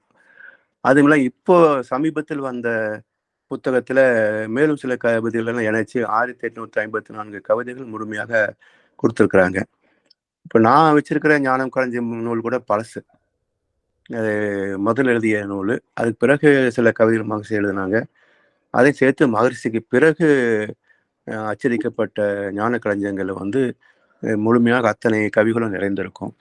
அதில் சில கவிகள் இடம் மாறிய கூட இருக்கலாம். அதனால இந்த ஞானம் வாழும் புத்தகம், பழைய புத்தகம் இருக்கும் இல்லையா, அது வேணா நான் பிறகு உங்களுக்கு அந்த ஞான களஞ்சியத்துல உள்ள எண் பிறகு நான் தரேங்கய்யா. எனக்கு இப்போ இங்கே புத்தகம் புது காப்பி என்கிட்ட இல்லை. இப்போ அது இங்கே கேண்டால வச்சுட்டு வந்துட்டேன். இப்போ இந்த ஞானம் வாழும் புக் எடுத்து பார்த்தீங்கன்னா 4 பக்கங்கள் ஐயா. 119, 123, 134, 175 இந்த 4 பக்கம். பாடல் எண் 139, 149, 187, 325. இல்லை, அந்த 325 தான் நான் இப்போ நான் விளக்கம் சொன்னது, என்னுள் அவனை வைத்து. இப்படி இந்த 4 ஐயா முடியுங்க ஐயா. எதுங்க ஐயா? நீங்க கூட வந்ததை கூறி முடியுங்க. இல்ல, இதுதான் இந்த 4 கவிதைகள் தான் ஐயா. அதுல நீங்க ஞானமும் வாழும் புத்தகத்துல எடுத்துட்டு பிறகு அதை ஞான களஞ்சியம் என்ன இருக்குன்னு பாருங்க. புது புத்தகம் இருந்ததுன்னா பாருங்க. மகர்ஷி பிறகு வந்த ஞான களஞ்சியம் புக்கு இருந்ததுனாக்கா அது எண்கள் மேற்கொண்டு மாறாது. அதுக்கு முன்னாடி இருந்த பழைய வெர்ஷன் மாற்றம் இருக்கும். சில கவிதைகள் இடம் மாற்றி இருப்பாங்க. இது பழைய ஞானம் வாழும் புக்கு. அது உங்ககிட்ட இருக்குங்களா ஐயா? புது புது புத்தகம் இருக்கு ஐயா. புதுக்கு ஞான களஞ்சியம் அதுல எடுத்து பாருங்க. 119, 23, 34, 75 எடுத்து பாருங்க. அந்த கவிதைகள் நீங்க ஒரு இது எடுத்து ஒரு போட்டோ காப்பி எடுத்து எனக்கு அனுப்பிவிங்க. அது விளக்கத்தையும் அடுத்த வாரம் பார்த்துட்டு பிறகு இந்த தலைப்பு வந்துருவோம். சரிங்களா ஐயா? ஆமா, நன்றிகள் ஐயா. அந்த கவிதான அப்படின்ற நான் பாத்துக்கிறேன். இல்லைன்னா நானே எங்ககிட்ட இருக்கு, என் புக்கை எடுத்து வச்சு பார்த்துட்டு உங்களுக்கு அடுத்த வாரம் உங்களுக்கு அந்த போட்டோ காப்பி அனுப்புறேன். நான் அனுப்புறேன், அது சரியா இருக்கும். என்கிட்ட இந்த புக் இருக்கு, ஞான வாழ்மை இருக்கு. நான் இன்றைக்கு உங்களுக்கு அதை காப்பி எடுத்து இந்த 4 கவிதைகளையும் நம்ம வாட்ஸ்அப்ல அனுப்பி வைக்கிறேன். சரிங்களா ஐயா? ஆமாம், சரி ஐயா. சரி, இந்த பிறவி பயனை பற்றி தொடங்குகின்ற போது அறிவின் இருப்பிடம் அறிந்து இன்புற அன்பர்களை வருகின்ற அந்த அந்த கவிதை அது முழுதாக ஒரு கவிதையா ஐயா அல்லது? இல்ல, இது சில வரிகள் தான். இது சில வரிகள் தான். அது இன்னும் கொஞ்சம் இருக்குங்கய்யா. அது ஒரு கவிதையில தான் வருதா ஐயா? ஆமா, அது கவிதைகள் தான் இருக்கு. அது எல்லா புத்தகத்திலயும் இருக்குங்கய்யா. அது எல்லா புத்தகத்திலயும் இருக்கும். அது துவக்கமே இதுதானே ஐயா? அறிவின் இருப்பிடம். ஆமா, அன்பர்களை வாரிதான் துவக்கம். இந்த இதுல கூட இந்த பாடல்ல கூட நிறைய பேர் அந்த பாடல் பாடியிருப்பாங்க ஐயா.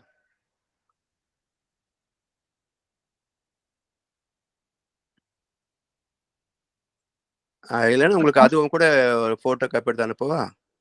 நான் அனுப்பி வைக்கிறேங்க ஐயா. நீங்கள் கையெழுத்துனீங்க, வைக்கிறீங்க ஐயா. என்ன சொன்னீங்க ஐயா?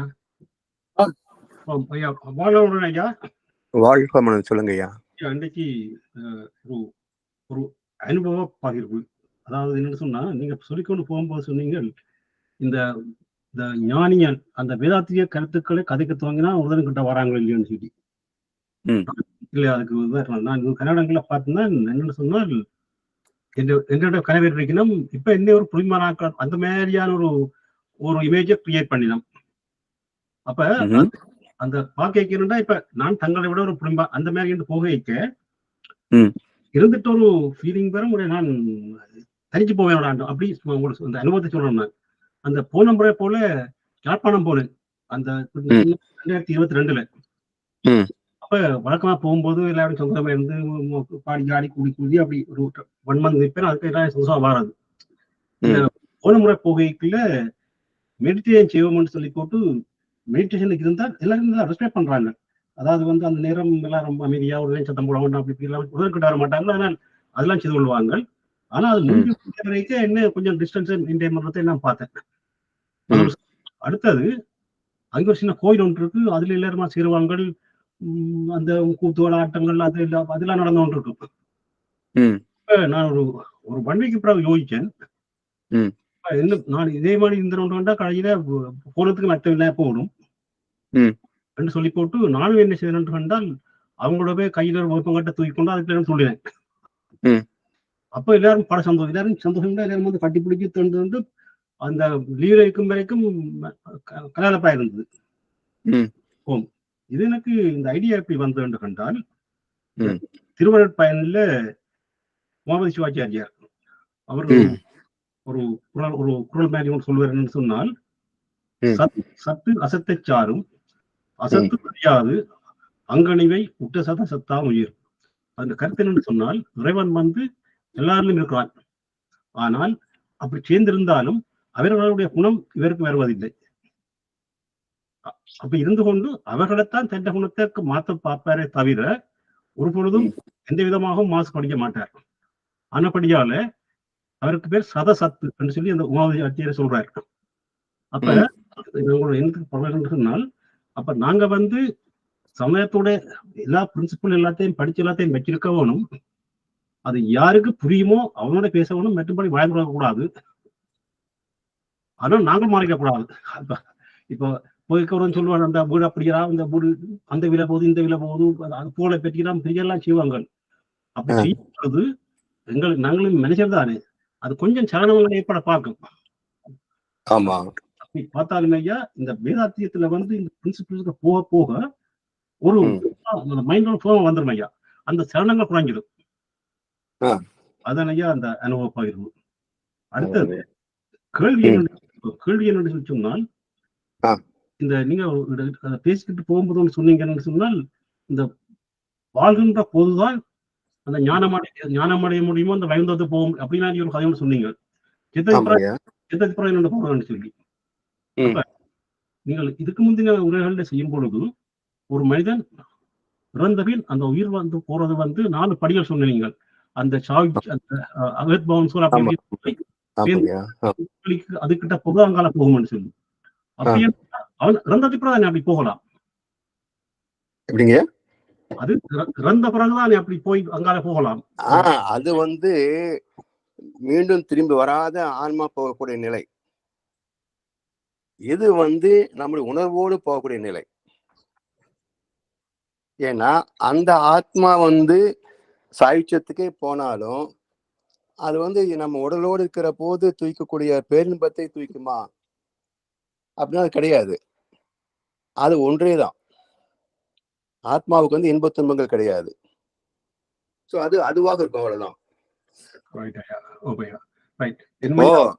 நீங்க வந்து பேரின்பம் பேரறிவு பேரின்பம் சொல்றோம் அப்படின்னா அந்த சுத்தவெளி சுகமாக இருக்குமா, இன்பத்தை துவைத்து கொண்டிருக்குமா அப்படின்னா அதுக்கு உணர்வு கிடையாது. சுத்தவெளி மட்டும்தான்.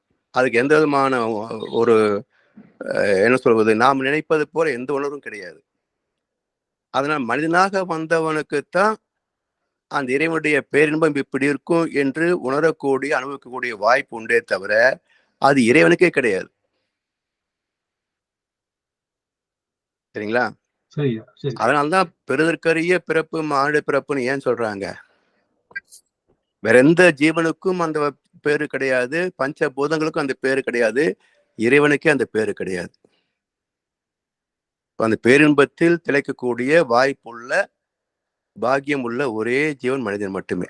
அதுதான் பிறக்கரிய மனித பிறப்பு பெற்றும் வீணே இறைவனை உணரவில்லை என்றால் அவன் வீணே வாழ்ந்தவனாகிறான் என்கிறார் ராமகிருஷ்ண பரமஹம்சர்.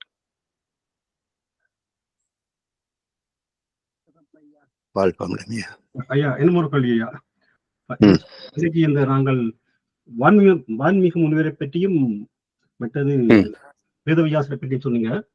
அதுல வந்து வான்மீக அவர் வந்து இந்த முதல் வந்து கொள்ளைக்காரனா இருந்த மாதிரி ஒரு கதை, அது உண்மையானது? ஆமா ஆமா ஆமா. அடுத்தது வேதவியாசர் வந்து வேதங்களை உருவாக்கினா அவர்தான் சொல்லி அதை பற்றி சொன்னீங்க.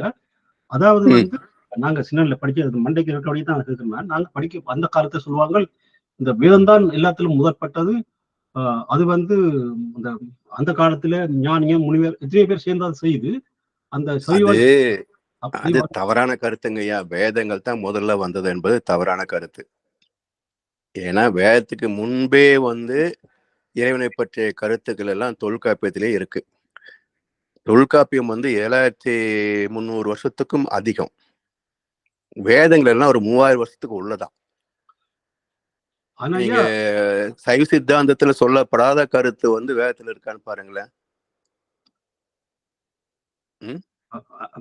வேதங்கள்ல வந்து இறைவனை பற்றிய குறிப்பு உண்டே தவிர இறைவனுக்கு 6 பண்புகள் இருக்குன்னு சொன்னது சைவ சித்தாந்தம் தான். வேதங்கள்லையும் இவங்க சொல்லக்கூடிய அத்தனை சம்ஸ்கிருத நூல்கள்லையும் எப்படி சுத்தவெளி பரிணமித்தது என்ற கருத்தை காட்ட சொல்லுங்க பார்ப்போம். அது சைவ சித்தாந்தத்துல தான் இருக்குது. அப்பையா அந்த வேதங்களை வந்து வியாசர் வந்து தொகுத்தாதன்னு இல்லை. நான் நினைச்சதுன்னு சொன்னா அந்த ஏற்கனவே தொகுத்தது கிடையாது, தொகுத்தது கிடையாது. எப்படி நாம வந்து ஏற்றினிலேக்க எண்ணம் அகண்டகாரம் சொல்றோமோ அது போல அவர்கள் உள்ளத்திலே தோன்றுவதை தவிர அது தொகுத்தது கிடையாது. அடுத்தது அந்த உபநிடதங்களையும் வேதவியாசர் தானே செய்தது? இல்ல உபனிஷத்துக்கள் வந்து ஒவ்வொரு ஞானியும் அந்தந்த காலகட்டத்துல அவங்களுக்கு உணர்ந்ததை எழுதி வச்சதுதான். உபனிஷத்து ஒருத்தர் எழுதுனது கிடையாது. உபநிடதத்துக்கும் வேதத்துக்கும் தொடர்பு இருக்கா? இருக்கு.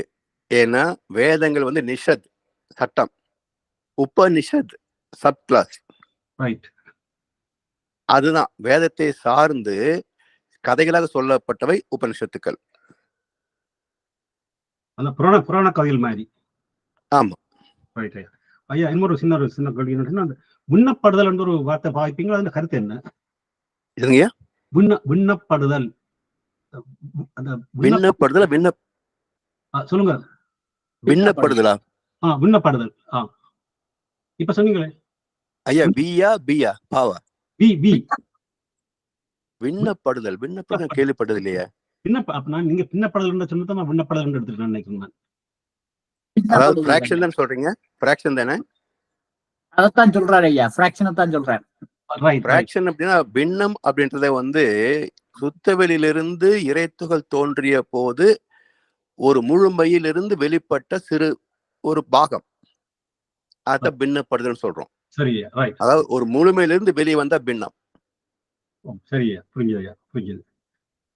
வாழ்க நன்றி. வாழ்க வளமுடன்.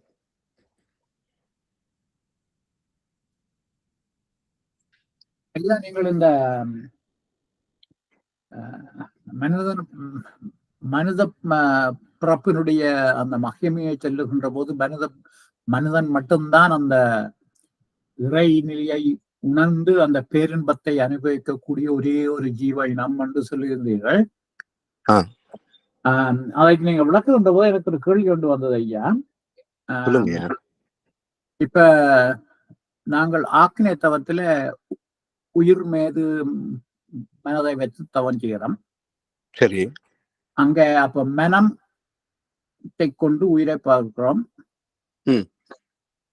துரிய தவத்திலே மனம் உயிருடன் இணைந்து போகின்றது. அந்த இருமை அற்று போய் மனமே உயிரோடன் முழுமையாக கலந்து கொள்கிறது. சரி. பின்பு துரியாதீதத்துக்கு போகின்றோம். போய் சுத்த ஒளியோட கலக்கிறோம். அந்த நேரத்திலே அந்த துரியாதீதத்திலே அந்த பேரின்பத்தை, அந்த பேரறிவை உணர்கின்ற தன்மை அந்த உயிருக்கு இருக்கும். அது உயிர்னு சொல்ல முடியாது. அது உயிர் காந்தத்தோட தன்மாற்றமாக தான் இருக்கும். அந்த இடத்துல நீங்க உயிர், மனம், உடல்னா பார்க்க முடியாது. அது இப்போ ஒரு சாட்சி பாவனை இருந்தா எப்படி இருக்கும்? இப்போ இன்னொரு மனிதன் நாம் பார்க்கிற போது அவனுடைய மனசுல என்ன ஓடுது நமக்கு தெரியாது இல்லையா? அது போல ஒரு தோற்ற பொருளாக நம்ம உணர்வு இருக்குமே தவிர எண்ணங்கள் இருக்காது. நீங்க அது எப்படி சொல்வதற்கு வார்த்தைகள், இந்த உடலை பார்க்க முடியும், நாம் இருக்கிறோன்ற அந்த நான் அப்படின்றது தெரியும். ஆனா எந்த விதமான எண்ணங்களோ உணர்வுகளோ ஒன்றும் தோணாது. அந்த டோட்டல் அவேர்னஸ் அப்படின்றது அந்த இந்த ஆத்மா அந்த ஆத்மாவோடு இணைந்த ஒரு பேரின்பத்தை தான் உணருமே தவிர வேறு அனுபவங்கள், உணர்வுகள், சுக துக்கம் மற்றதெல்லாம் அங்க பேதம் இருக்காதுங்க. அது இந்த கேள்வியை திருப்பி வேறு விதமா கேட்கிறேன். எனக்கு ஓரளவுக்கு புரிகிறது. நான் சொல்றேன், கேட்கிறேன் ஐயா. சொல்லுங்க. ஆக்னத்தவத்திலே செய்கின்ற போது அம்புலன்கள் புலன் அடங்குகின்றது. ஆனால் மனம் என்று இருக்கின்றது. மனம் உயிரை நோக்குகின்றது. இல்லைங்க ஐயா, இல்ல. ஆக்னேய தவத்துல அழுத்தம் அப்படின்ற காந்தத்தின் முதல் தன்மாற்றம் மட்டுமே தெரியணும். ஓகே. மற்ற 4 புலன்கள் வேலை செய்யாது. துரியத்துல இந்த காந்தம் பிறக்கக்கூடிய இடமாகிய உயிரின் சுழற்சி துரியத்துல உணர்கிறோம். அந்த சுழற்சிக்கு மையம் ஐயா, துரியத்துல அந்த சுழற்சி உணர்வோம். ஆமா, அந்த சுழற்சிக்கு மையம் இருப்பு. அந்த இருப்பை அறிவதற்கு அந்த இருப்பு வெறும் புள்ளி மட்டுமல்ல, விரிந்த நிலை. அப்ப அதை அறிவதற்கு நம்ம துவாதசாங்கம், சந்திரன், சூரியன் என்று படிப்படியாக போய் அப்படியே பிரபஞ்சமா விரிந்து பிறகு சுத்தவரோட கலக்கணுன்றதுதான் அந்த கான்செப்ட். இது எப்படி சாத்தியமாகும் அப்படின்னா, மன வேகம் குறைந்து கொண்டே போகணும். தீட்டா டெல்டா ஃப்ரீக்வன்சிக்கு போற போதுதான் அந்த உணர்வு நம்ம பெற முடியும். அந்த துரியத்துல அந்த புள்ளியை உணர்வதற்கு அங்கே மனம் இருக்காது தானே ஐயா? ஆமா. அப்ப மனம் இல்லாத எவ்வாறு உணர முடியும்? அதாவது எக்ஸ்ட்ரா சென்சரி பர்செப்ஷன் ஒன்று இருக்குங்க ஐயா. புலன் கடந்த அறிவு என்பது. புலன் கடந்த அறிவு வர வேண்டும். ஆமா, அந்த புலன் கடந்த அறிவால அதை உணரலாம்.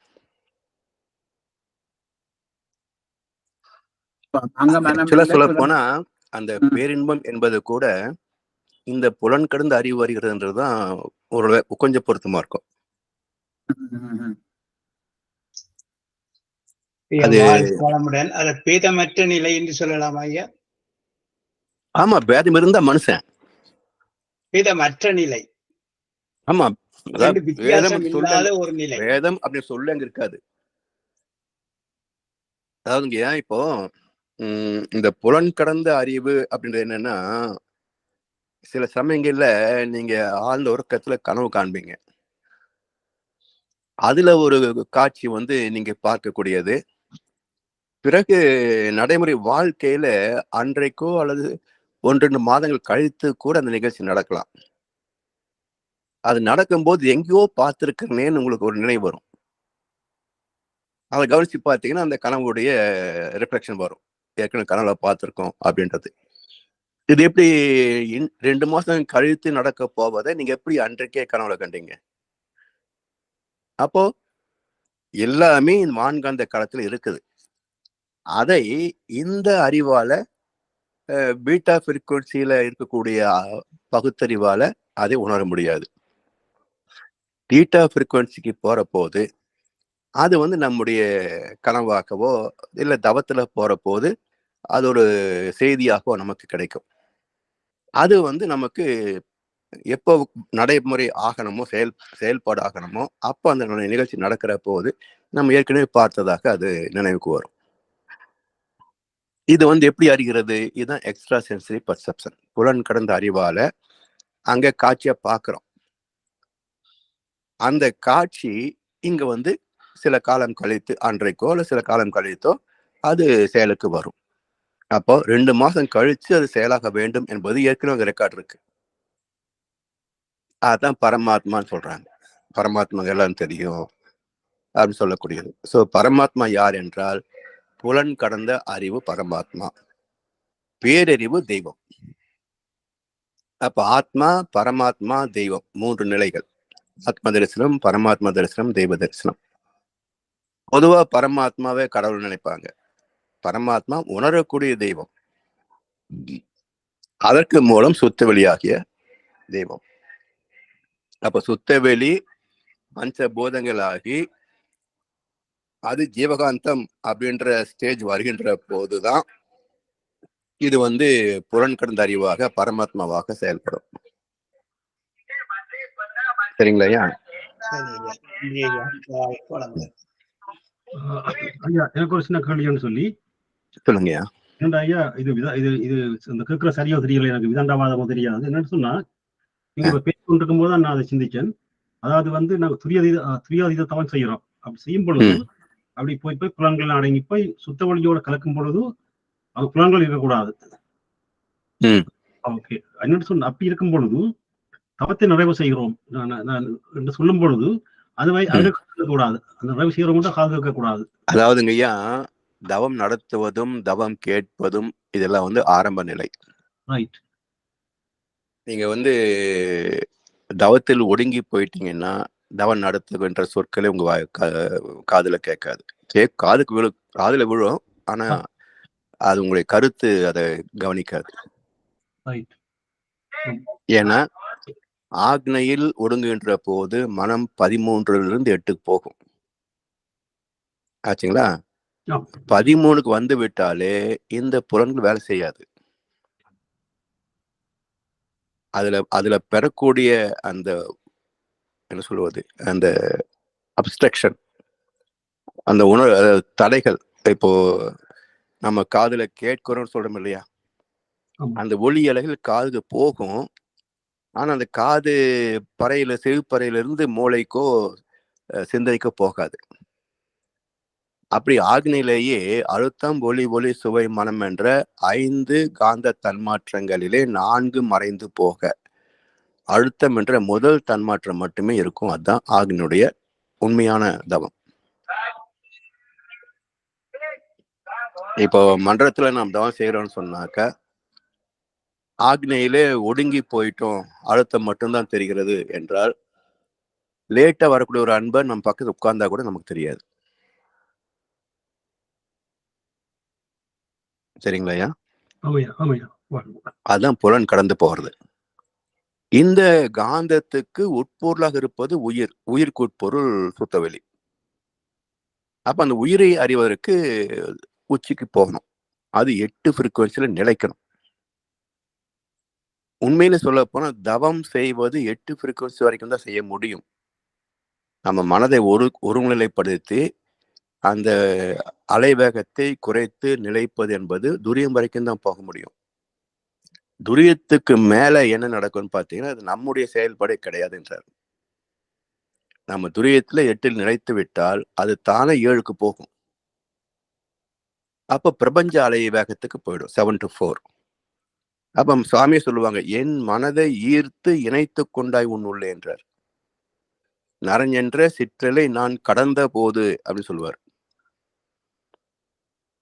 அப்போ அது ஓசோ சொல்லுவார், it's a quantum leap, it comes on its own accord அப்படிம்பார். ஸோ 7 ஃப்ரீக்குவன்சியெல்லாம் நம்ம விரும்பி போக முடியாது, அது தானே நம்ம ஈர்த்து கொள்ளும். அப்போ நம்முடைய கடமை என்னன்னா 8ல் நிலைப்பதுதான் நம்முடைய தவம்.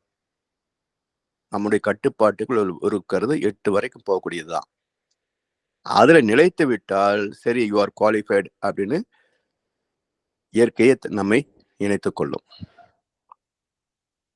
அதுதான் ஓஷோ வந்து it is quantum leap, it comes on its own accord. நாம விரும்பி அங்க போக முடியாது. சாமிஜி ஏன் இந்த சுத்தவெளி தவத்தை கொடுத்திருக்கிறாங்க அப்படின்னா, பாவனை ஒன்றே போதுமடா பரநிலை அடைவதற்கேன்னு பாரதியார் சொல்லுவார். அப்ப பாவிக்கின்ற போது மனம் அந்த ஃப்ரீக்வன்சியை தொடும் என்பதற்காகத்தான். ஆனா இங்கே நம்முடைய புலன் மயக்கம் அனுபவங்கள் எல்லாம் அதுக்கு இடம் கொடுத்தா தானே அங்க போக முடியும். எண்ணங்களே திரும்ப திரும்ப மோதி கொண்டிருந்தா நாம் எங்கேயும் போக முடியாதே, இல்லைங்களா? அதனால தவத்தின் அனுபவங்கள் என்பதெல்லாம் ரொம்ப நுணுக்கமான விஷயங்க. இதுதான் தவம் என்று புரிந்து கொள்வதற்கே சில காலம் ஆகும். அந்த 8 ஃப்ரீக்வன்சி 8க்கு வரதே ஐயா பெரிய விஷயம். பெரிய விஷயம். நீங்க 13 தொடுவது பெரிய விஷயங்கய்யா. இப்போ எலக்ட்ரோ என்செஃபலோகிராஃப் இருக்கு இல்லையா, EEGன்னு சொல்லுவாங்க. அதாவது மூளை மின்னலை வரைவு கருவின்னு சொல்லுவாங்க.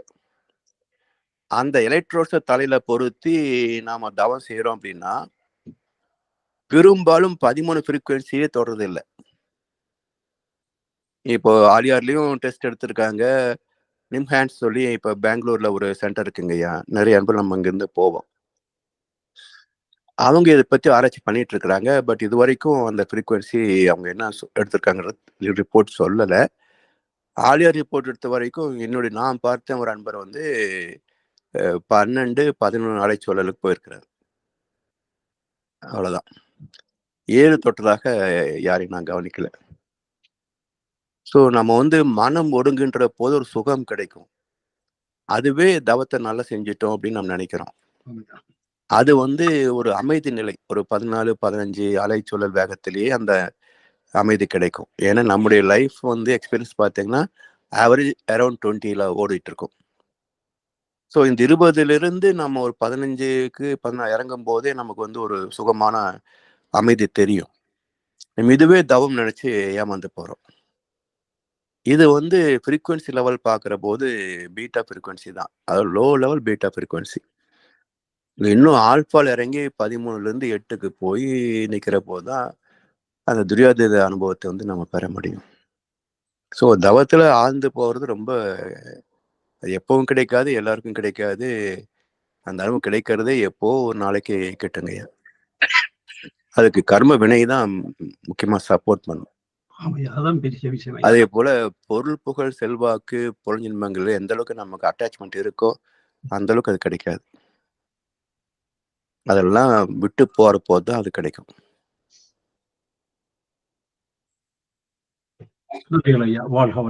அதெல்லாம் முயற்சி நம்ம எடுத்துக்கணுன்றதுதான் மகிழ்ச்சியுடைய கருத்து. செய்துகிட்டே வாங்க பார். சாமி கிட்ட வந்து இது மாதிரி நம்ம கேள்வி வைக்கிற போது நீங்க தவம் செய்துக்கிட்டே வாங்க அப்படிம்பார். ஏன்னா சில சில விடைகள் நமக்கு வந்து ஐயோ நம்மால் முடியாது அப்படின்னு விட்டுட்டு ஓடத்தான் பார்க்கும் மனசு. அப்படி விட்டுறக்கூடாது. ஏன்னா ஆரம்பம் இப்படித்தான் இருக்கும். அதுல ஆழ்ந்து போக போக ஒரு நாளைக்கு அந்த உச்சத்தை தொட முடியும். அப்ப அது வரைக்கும் செய்யக்கூடிய முயற்சிகளை தான் பகீரத பிரயத்தனம் சொல்றாங்க இல்லையா?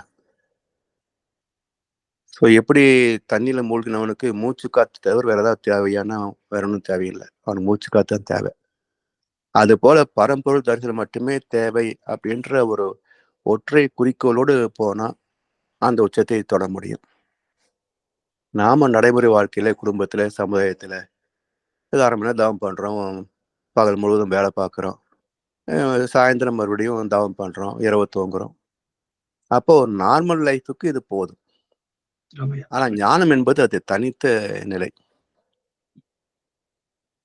அது நம்முடைய பயிற்சிகள், கருவமைப்பில் இருக்கக்கூடிய பதிவுகள் இதெல்லாம் பொறுத்து தான் அந்த அனுபவங்கள் கிடைக்குங்க.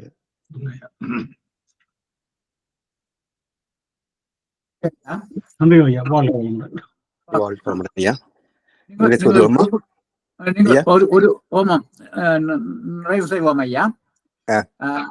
ஐயா இந்த தவ விளக்கங்கள் பின்னுக்கு வருந்தானே ஐயா? தவ விளக்கங்கள் இந்த வகுப்புல பின்பு வருந்தானே? ஆமாங்கய்யா, வரும். ஓகே, அப்ப நாங்கள் அந்த நேரத்துல ஆமா, தவத்தை பற்றிய எல்லா தவங்களை பற்றி நம்ம விளக்கம் பேச முடியும். நன்றி ஐயா. ஆகவே தவத்திலிருந்து இறை தவம் வரைக்கும் நம்ம விளக்கம் பார்க்கலாம். ஐயா முடிக்க போகிறோம், நீங்கள் கேளுங்க. ஐயா, ஒரு சின்ன குயிக் கேள்வி. நாங்க முயற்சி பண்ணி தவம் செய்ய இல்லாட்டி எக்ஸசைஸ் செய்த முனைஞ்சு கொண்டிருக்கவே ஏதோ விதமான தடைகள் வெளிப்பக்கத்தால இது ஒரு தடை ஏற்பட்டு கொண்டிருக்குண்டா என்ன கர்ம வினையா ஐயா? நிச்சயமா கர்ம வினை தான்.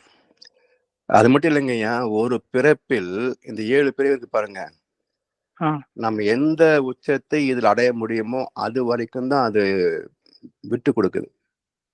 இப்போ நீங்க மகாபாரதத்துல 12 வருஷம் வனவாசம், 1 வருஷம் அஞ்ஞானவாசம் கொடுத்தாங்க இல்லைங்களா? அதுல அஞ்ஞானவாசத்துல வெளிப்பட்டு விட்டால் மீண்டும் 12 வருஷம் வனவாசம் ஒரு கருத்து இருக்கு இல்லையா? ஆமா ஆமா. ஆனா அது கதையில பாத்தீங்கன்னா கன்ஃபியூஷன் முடிப்பாங்க. அது என்ன கன்ஃபியூஷன் பாருங்களேன். அர்ஜுனன் வெளிப்பட்டு அந்த உத்தர நாட்டுல இவர்கள் எல்லாம் யுத்தம் சேர போது அவன் 12 வருஷம் முடிஞ்சது அப்படின்றான். இவன் முடியலம்பான். முன்னாடி நான் பார்த்துட்டேன், அர்ஜுனனை பார்த்துட்டேன் அப்படின்னு சொல்லி துரியோதன தரப்புல சொல்லுவாங்க. அர்ஜுனனை என்ன சொல்லுவான்னா உத்தரங்கிட்ட, நான் அர்ஜுனன்றத உங்க வீட்டுல யாருக்கும் சொல்லக்கூடாது, அது தர்மம் சொல்ற வரைக்கும் பேசாம இரு அப்படின்னு சொல்லிடுவான். அப்படின்னா 12 வருஷம் முடியலன்னு அங்க ஒரு குறிப்பு கொடுக்குறாங்க. அத வாதமாக வச்சு இல்ல இந்த கணக்குப்படி 12 வருஷம் முடிஞ்சு போச்சு அப்படின்னு சொல்லி பீஷ்மரும் துரோணரும் அப்படி பேசுவாங்க. சரி, இந்த குழப்பம் ஏன் அப்படின்னா, ஒரு மனிதனுடைய ஆன்மீக பயிற்சிகளுக்கு 12 வருஷம் 13 வருஷம் 14 வருஷம் தான் கணக்கு. அதுக்கு மேல போற போது 2வது வனவாசம் கிடையாது.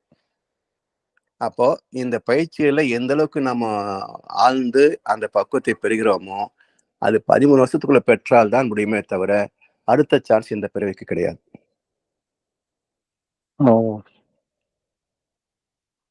அது நம்முடைய குழந்தைகள் மொழியாக வரும். எல்லாம் நம்ம தேடி இங்க அங்கே பொறுக்கும் போது அங்க அந்த அனுபவங்கள் எல்லாம் கிடைக்கும். நம்ம ஒரு இடத்துல இது ஆன்சர் கிடைக்கிறது இல்ல. அங்க ஒரு ஆன்சர் இருக்கும், இங்க ஒரு ஆன்சர் இருக்கும். இங்கேயே இப்படி சொல்லிருக்காங்க, இங்கேயே இப்படி சொல்லியிருக்கிறாங்க. நம்ம அங்கங்க அலைஞ்சு தேடுற போதுதான் குறிப்புகள் நமக்கு கிடைக்குது. அப்ப அங்கேயே 12+1 சொன்னாங்க, ராமாயணத்துல 14 years வனவாசம் சொல்றாங்க. அப்படின்னா வனவாசம் என்பது நம்மை நாம் ஆய்ந்து பார்க்கக்கூடிய ஒரு தற்சோதனை பயிற்சி, தப வாழ்க்கை தானே. இந்த தப வாழ்க்கையில 14ல நம்ம தேர்ச்சி பெறவில்லை, ஆணவத்தை கொல்லவில்லை என்றால் வாய்ப்பு போச்சு. அடுத்த பிறவிதான். அடுத்த பிறவினா நம்முடைய சந்ததிகள்.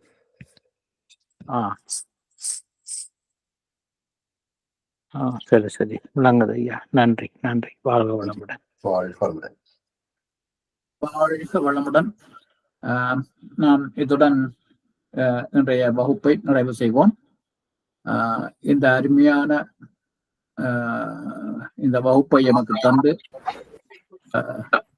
இந்த கேள்விகளுக்கெல்லாம் மிக தெளிவான விளக்கங்களை எல்லாம் தந்த முதல்நிலை பேராசிரியர் பழனிசாமி ஐயாவுக்கு வாழ்த்து தெரிவிப்போம். பேராசிரியர் பழனிசாமி ஐயா,